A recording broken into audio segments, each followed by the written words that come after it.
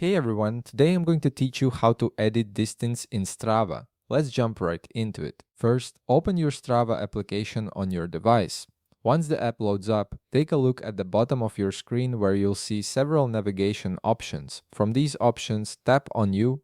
This will take you to your personal profile area where you can access all of your activity data and settings. Now that you're in your profile section, direct your attention to the top of the screen. You'll notice a few tabs there, and you need to tap on Activities. This section displays all of your recorded workouts and runs, making it easy to find the specific activity you want to modify. Once you're viewing your activities list, scroll through until you find the activity where you want to edit the distance. It could be a run, ride, or any other type of workout you've logged.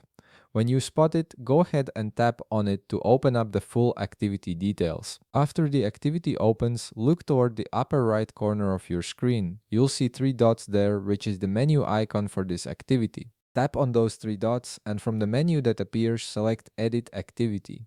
This will take you into the editing mode where you can modify various details about your workout. Now you'll see several fields that you can adjust for this activity.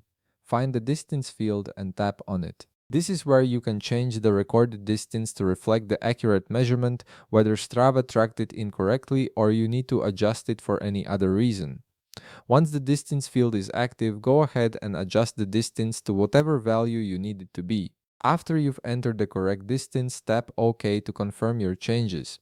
This saves your new distance value and takes you back to the main editing screen. Finally, look at the bottom of your screen and you'll see a button that says Save Activity. Tap on this button to finalize all of your changes. Strava will process your edit and update the activity with the new distance information you've provided. And that's it, you've successfully edited the distance in your Strava activity. If this video helped you out, be sure to leave a like, subscribe, and I'll see you in the next one.